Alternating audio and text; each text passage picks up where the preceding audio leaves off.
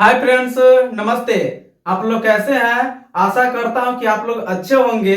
और यहाँ बिहार में काफी ठंडी पड़ रही है, लेकिन आप लोग ठंडी में भी गर्मी का एहसास ले रहे होंगे और सीटेट की तैयारी की रफ्तार को बढ़ा दिए होंगे। और मित्रों, आपकी धड़कनें भी बढ़ गई होंगी, क्योंकि अगर आपकी एग्जाम नहीं हुई है तो एग्जाम का ऐलान हो गया है। एग्जाम सिटी और एग्जाम डेट शो हो रहा है, इसलिए अब आप लोगों की दिल की जो धड़कनें हैं ये बढ़ गई होगी कि अब हमारी भी बारी आ रही है। तो मित्रों, हम आप लोगों के बीच लेकर आज आए हैं संस्कृत मैराथन, यानी संस्कृत की बातें आज हम करेंगे, संस्कृत सब्जेक्ट पे चर्चा करेंगे। और आज जो हम पढ़ाने जा रहे हैं ये आप लोगों के लिए काफी महत्वपूर्ण हो सकता है। और इस क्लास के तहत हम विभक्ति पहचानने का एक ट्रिक भी बताएंगे, जो ट्रिक है मन यतस्य।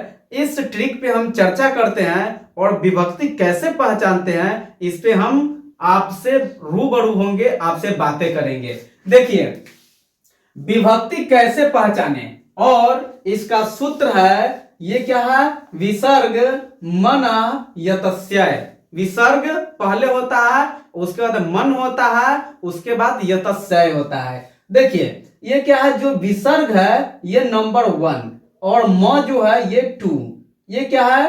न 3, और ये क्या हो गया? 4, और त 5, और आधा स और आधा स और ये हो गया 6 नंबर पे, और ये जो एकले है ये हो गया 7th नंबर पे। अर्थात कहने का अर्थ है कि जिस भी शब्दों के अंत में आपको विसर्ग मिल जाए ये प्रथमा होंगे, यानी विभक्ति नंबर 1। और जिस वाक्य के अंत में म मिले वह होगा द्वितीय, और जिसके अंत में न मिले वह होगा तृतीय, और जिसके अंत में य मिले वह होगा चतुर्थी विभक्ति का शब्द, और जिसके अंत में यानी जिस शब्दों के अंत में त मिले वह होगा पंचमी विभक्ति, और जिस शब्दों के अंत में आधा स यानी अस्य मिले वह होगा षष्ठी विभक्ति, और जिसके अंत में ये मिले, एकले मिले, ये होंगे सप्तमी विभक्ति। अब जरा हम इसको देखते हैं क्या है। देखिए, क्या है? बालकः। क्या है? बालकः। और यहाँ किसका उपयोग किया गया है? विसर्ग का। तो यहाँ 1 नंबर में क्या है? ये बालकः, ये विसर्ग है, तो ये क्या हो गया? बालकः। ये हुआ प्रथमा, यानी कि विभक्ति नंबर प्रथम 1। और कर्ता, ये क्या हुआ? ये कर्ता में आते हैं, ये जो 1 नंबर जो है ये कर्ता के साथ आते हैं। फिर क्या है? बालकम, और बालकम के अंत में क्या है? म है, और यहाँ भी क्या है? म है, तो यहाँ म कितने नंबर पे है? 2 नंबर पे, इसलिए इसमें बालकम में कौन सा विभक्ति होगा? द्वितीय, और ये कर्म में भी द्वितीय विभक्ति होते हैं। फिर देखिए, क्या है? बालकेन। क्या है? बालकेन। लास्ट में क्या है? अंत में क्या है? न। और यहाँ देखिए कितने नंबर पे न है? 1 2 3 नंबर पे न है, तो ये क्या हो गया? तृतीय विभक्ति, और तृतीय विभक्ति करण में भी तृतीय विभक्ति होते हैं। ठीक है ना? कर्णेन बधिर। ठीक ना? कर्णेन बधिर में ये जो कर्णेन है ये कौन सी विभक्ति है? तो वे विभक्ति कितने हैं? 3, यानी तृतीय विभक्ति है उसमें। फिर देखिए, क्या है? बालकाय। अंत में क्या है? य, और यहाँ क्या है? य कितने नंबर पे है? 4 नंबर पे, और यहाँ भी ये क्या है? 4 है, यानी जिस शब्दों के अंत में य आए उसमें चतुर्थी विभक्ति होती है, और संप्रदान में भी चतुर्थी विभक्ति होती है। फिर क्या है? बालकात। ये देखिए लास्ट में क्या है? त। तो जिस शब्दों के अंत में त आए, तो यहाँ त कितने नंबर पे? 5 नंबर पे, तो उसमें पंचमी विभक्ति होंगे, और अपादान में भी पंचमी विभक्ति होते हैं। बालकस्य, देखिए क्या है? अस्य, यानी आधा स और य, तो आधा स और य कितने नंबर पे है? 6 नंबर पे, तो इसमें होंगे षष्ठी विभक्ति, यानी षष्ठी या छठी विभक्ति कह सकते हैं। अब देखिए क्या है? बालके। ये क्या है एक ले, और यहाँ क्या है ये, तो ये कितने नंबर पे, ये है 7 नंबर पे, यानी बालके में सप्तमी विभक्ति है और अधिकरण में सप्तमी विभक्ति होते हैं। तो साथियों एक काफी बेहतरीन सूत्र है, इसको आप लोग याद कर ले। है विसर्ग 1 नंबर, म 2 नंबर, न 3 नंबर, य 4 नंबर और त 5 नंबर, अस्य 6 नंबर और एकले जिस पे रहेगा वो हो जाएगा 7वीं विभक्ति का वर्ड्स हो जाएंगे। तो अब चलिए, ये तो विभक्ति पहचानने का ये ट्रिक था और ये आपको सीटेट में काफी मदद करेंगे। और सीटेट ही नहीं, किसी भी एग्जाम में जहां संस्कृत पूछी जाएगी और विभक्ति की बातें आ जाती है वहां तो ये आपके लिए काफी बेहतरीन हो जाएंगे और काफी महत्वपूर्ण रोल अदा करेंगे। तो अब चलिए देखते हैं हम प्रत्यय। और साथियों प्रत्यय जो है ये सीटेट के लिए रीढ़ की हड्डी है। सीटेट में प्रत्यय से प्रश्न होते ही है, बिना प्रत्यय का सीटेट एग्जाम होता ही नहीं है। तो आप लोगों से ये जो प्रत्यय है इसमें से प्रश्न पूछे ही जाएंगे, वह गद्यांश में, पदांश में या ऐसे भी प्रत्यय का यूज प्रत्यय आपसे पूछा ही जाता है। तो इसको आप लोग काफी ध्यान से देखें, इसमें से आपको प्रश्न देखने को मिलेगा, इसमें कोई डाउट नहीं है। तो देखिए ये क्या है प्रत्यय, और संस्कृत में जो प्रत्यय होते हैं ये 3 प्रकार के होते हैं। कौन कौन? कृत प्रत्यय, तद्धित प्रत्यय और स्त्री प्रत्यय। कौन कौन सा प्रत्यय? कृत प्रत्यय, तद्धित प्रत्यय और स्त्री प्रत्यय। अब कृत प्रत्यय होते क्या है? कृत प्रत्यय क्या होते हैं? तो ये धातु में लगते हैं।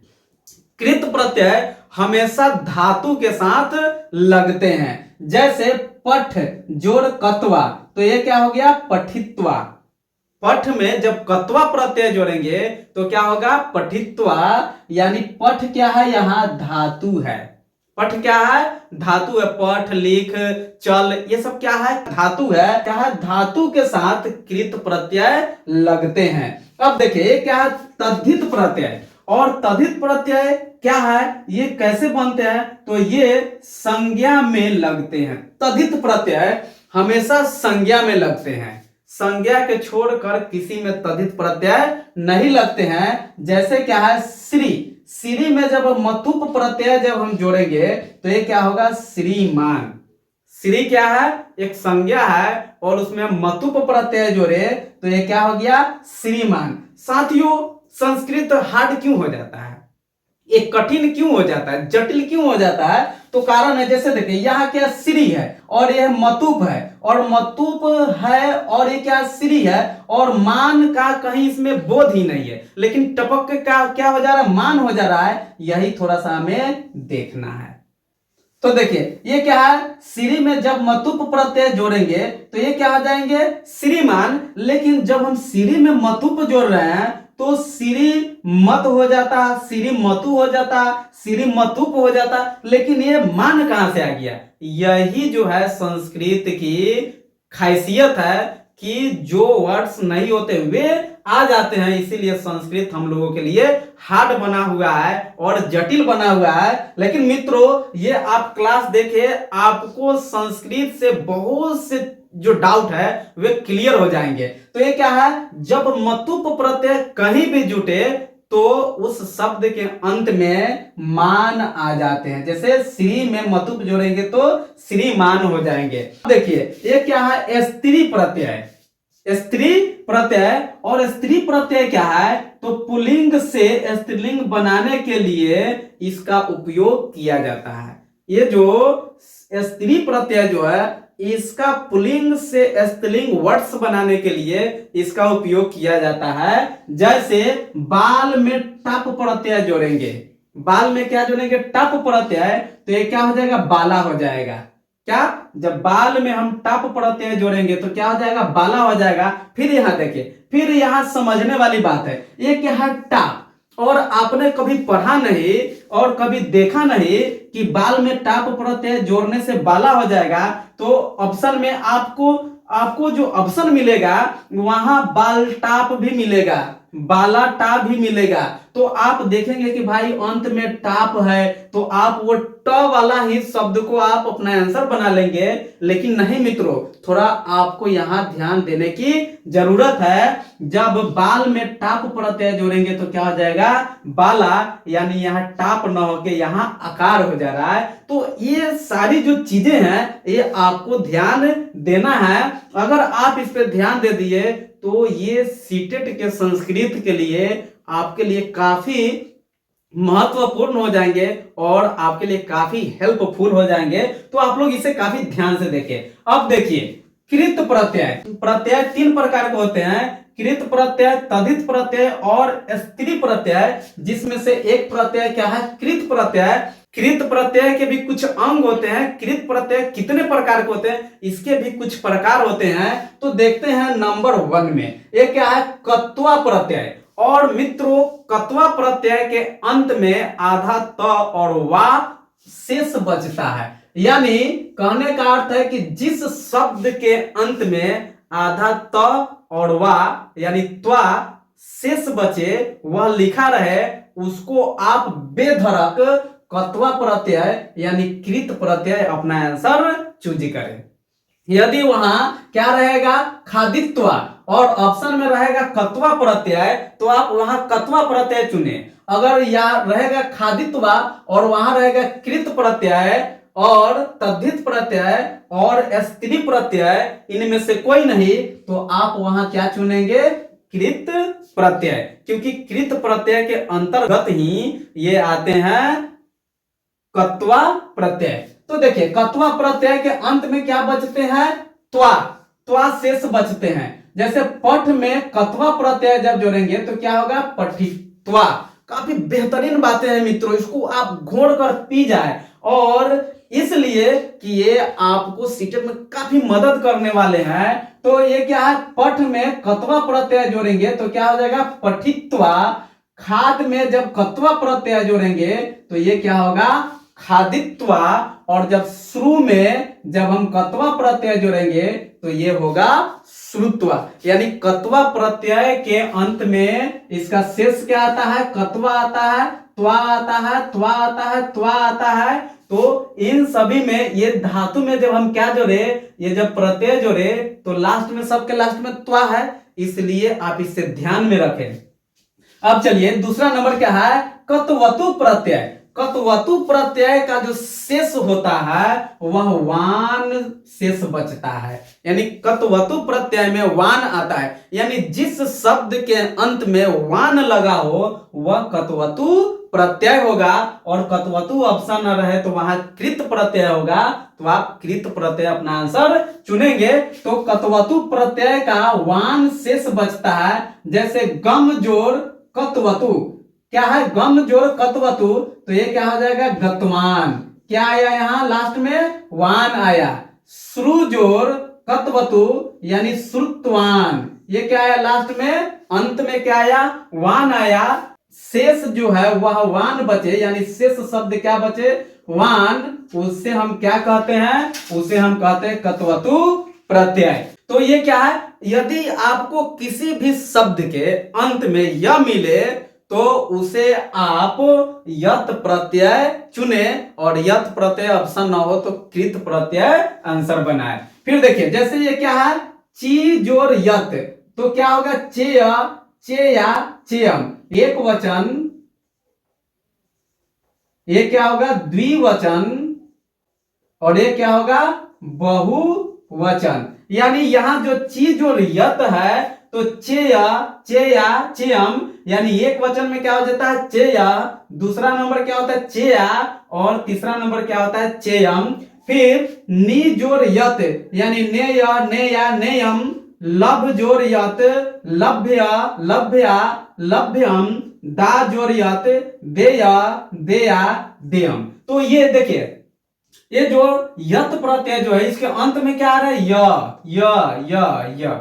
फिर यहाँ क्या है, या। यहाँ क्या है, यम, यम, यम। यानी कि यत प्रत्यय जो है इसके अंत में य शेष आते हैं। और जिस शब्दों के अंत में आपको य मिले उसे आप यत प्रत्यय बनाए, यत प्रत्यय के अंतर्गत वे आते हैं। अब देखिए ये क्या है, लेप प्रत्यय। मित्रों अब जो यत प्रत्यय और लेप प्रत्यय जो है इसमें दोनों जो है ये लगभग एक दूसरे से मिलते जुलते हैं, लेकिन थोड़ी सी ध्यान देने वाली बात है, इसलिए आप लोग इसे ध्यान से देखिए। देखिए लेप प्रत्यय का शेष भी य बचता है। देखिए यत प्रत्यय का शेष य बचता है और लेप प्रत्यय का शेष भी य बचता है। मित्रों ये आपको फंसा सकता है।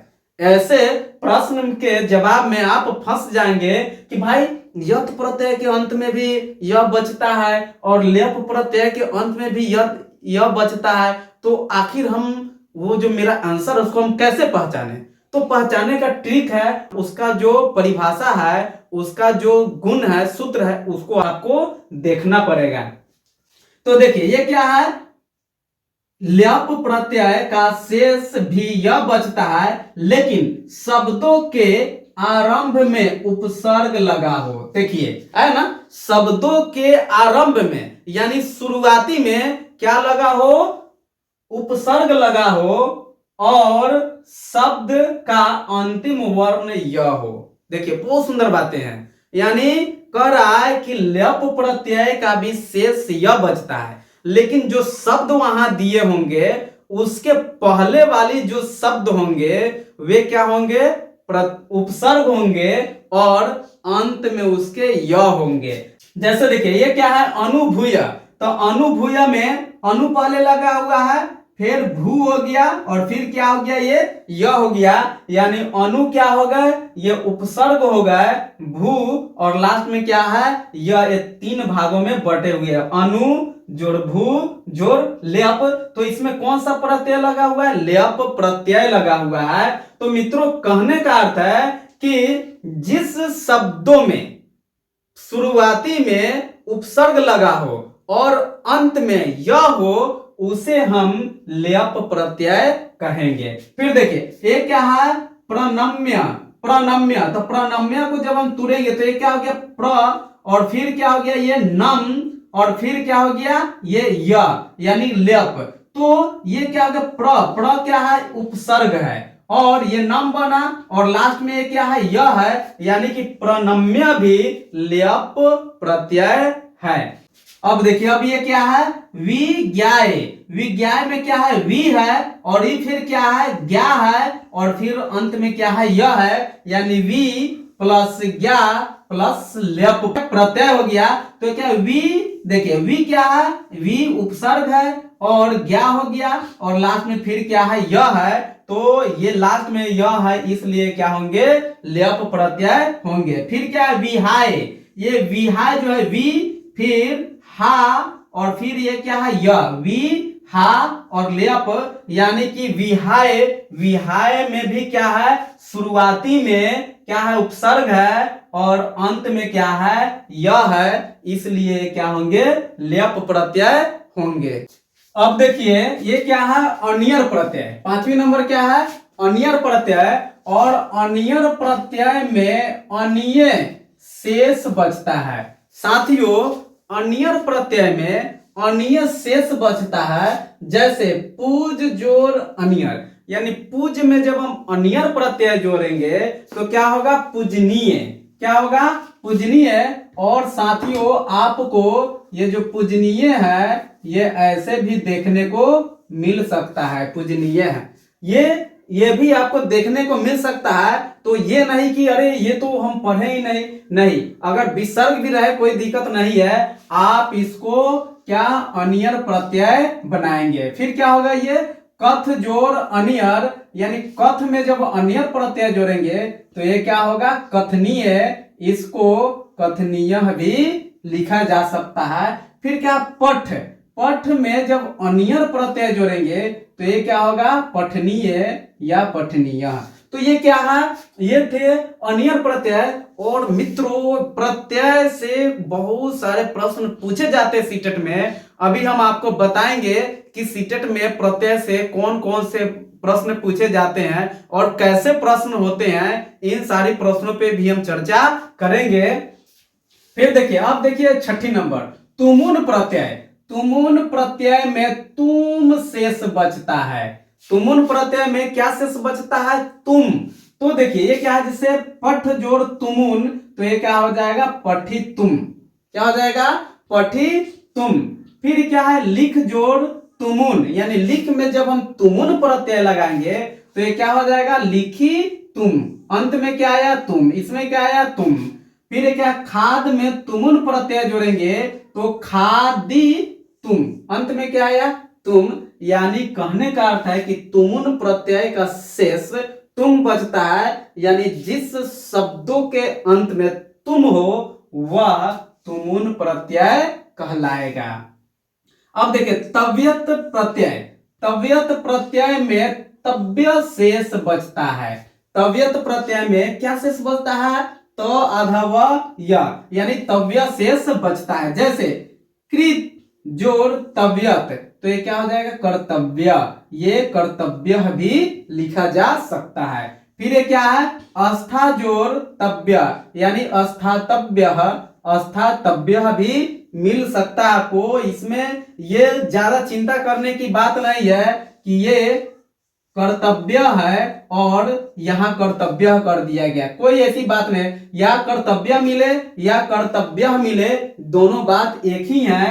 तो यानी क्या है? तव्यत प्रत्यय, यानी तव्यत प्रत्यय का शेष तव्य बचता है। जिस शब्द के अंत में तव्य मिले वे तव्यत प्रत्यय होंगे। फिर देखिए पठ जोड़ तव्यत, यानी पठितव्य। क्या है? पठितव्य या पठितव्य। ठीक। फिर अब देखिए 8वीं नंबर, कितीन प्रत्यय। कितीन प्रत्यय काफी बेहतरीन ये प्रत्यय है, इसको आप लोग ध्यान से देखें। जैसे भू जोड़ कितीन, तो ये क्या हो जाएगा? भूति। देखिए फिर यहां देखिए कितीन प्रत्यय। कितीन प्रत्यय में ती शेष बचता है। कितीन प्रत्यय जो होते हैं इसमें ती शेष बचता है। जैसे भू जोड़ कितीन, यानी भूति। इसको हम भूति भी लिख सकते हैं और भूति भी। ये विसर्ग बार बार करें, विसर्ग बड़ा मैटर नहीं रखता है। आपको भूति भी देखने को मिल सकता है और भूति भी देखने को मिल सकता है। फिर देखिए नी जोड़ कितीन प्रत्यय, तो ये क्या हो गया? नीति। फिर ये क्या है? क्री जोड़ कितीन प्रत्यय, तो ये क्या हो गया? कृति। यानी जिस शब्दों के अंत में आपको ती देखने को मिल जाए वे शब्द कितीन प्रत्यय होंगे। अब हम देखते हैं कि सीटेट में प्रत्यय से किस प्रकार के प्रश्न आते हैं। तो देखिए प्रश्न नंबर 1, तव्यत प्रत्यय युतः शब्दः कः, यानी कह रहा है कि तव्यत प्रत्यय से प्रयुक्त शब्द कौन सा है, यानी किस शब्द में तव्यत प्रत्यय का यूज किया गया है। तो देखिए क्या है? तव्यत प्रत्यय। ये क्या है? तव्यत प्रत्यय। और तव्यत प्रत्यय के अंत में क्या आता है? तव्य। तो इसमें देखिए किसके अंत में तव्यत है, तो ये क्या है? पर्वतः। ये क्या है? त है। फिर सेवनीय, ये क्या है? नीय है। यहाँ क्या है? सेवित। देखिए सेवित। और ये क्या है? सेवी में क्या है? तव्य लगा हुआ है और यहाँ क्या है? नीय लगा हुआ है। तो किसमें है? ये तव्यत प्रत्यय का अंतिम यानी शेष क्या बचता है? तव्य बचता है। और इस ऑप्शन में तव्य किसमें लगा हुआ है? सेवी तव्य, यानी इसका आंसर क्या हो जाएगा? सेवी तव्य। फिर देखिए प्रश्न नंबर 2, अधोलिखितेषु पदेषु तुमुन प्रत्ययन पदम चिनुत। नीचे लिखे हुए जो पद है उस पद में तुमुन प्रत्यय को चुनिए, पहचानिए। तो देखिए तुमुन प्रत्यय कहाँ है? तुमुन प्रत्यय यहाँ तुमुन प्रत्यय। और तुमुन प्रत्यय के अंत में क्या आता है? तुम। अब इसके ऑप्शन वाले में देखिए किसमें तुम आया है। यहाँ क्या है? लिखित्वा, ये कत्वा है। यहाँ क्या है? कत्वा है, यानी आधा तो वाह है। और यहाँ क्या है? कत्वा है। यहाँ क्या आधा तो वाह है। और यहाँ क्या है? यानी लास्ट में क्या है? तुम है। किसमें तुम है? यहाँ ऑप्शन नंबर 4 में। तो ये क्या है? तुमुन प्रत्यय किसमें लगा हुआ है? ये ऑप्शन नंबर 4 में। मित्रों ये आप देखेंगे तो 100% ये हम गारंटी के साथ कह सकते हैं कि आप प्रत्यय में कभी मिस नहीं करेंगे, आप प्रत्यय 100% करके आएंगे। तो फिर देखिए अब प्रश्न नंबर 3, अधोलिखितेषु पदेषु कत्वा प्रत्यान पदम चिनुत, यानी अब कह रहा है कि नीचे लिखे हुए शब्दों में कत्वा प्रत्यय चुने या पहचाने। तो देखिए कत्वा प्रत्यय क्या है, यहाँ कत्वा प्रत्यय। अब देखिए यहाँ कत्वा प्रत्यय इससे पहले बताए हुए है, कत्वा प्रत्यय में लास्ट में आधा त और वा शेष बचता है, यानी त्वा शेष बचता है। तो इसके अंत में क्या है, नम है, ये क्या है, यह है, ये क्या है, म है, और इसमें क्या है, आधा त और वा है। यानी कत्वा प्रत्यय में क्या शेष बचता है, आधा त वा। तो किसमें है, चौथा नंबर में दत्वा। तो ये क्या होंगे, इसका आंसर जो होंगे, यानी किस में एक कत्वा प्रत्यय लगा हुआ है, तो दत्वा में कत्वा प्रत्यय लगा हुआ है। आंसर यानी ऑप्शन नंबर 4 आंसर होंगे। तो मित्रों आप लोग इस क्लास को बार बार देखें और आपके 2-3 नंबर जो प्रत्यय से बनेंगे उसको आप छीन ले, जबरदस्ती छीन ले। नहीं आ रहे हैं, अगर आपको नहीं आता है तो आप जबरदस्ती छीन ले और आप लोग सीटेट फाइट करें। तो मित्रों मिलते हैं बेहतरीन प्रश्नों के साथ अगले वीडियो में। थैंक यू, धन्यवाद, जय हिंद।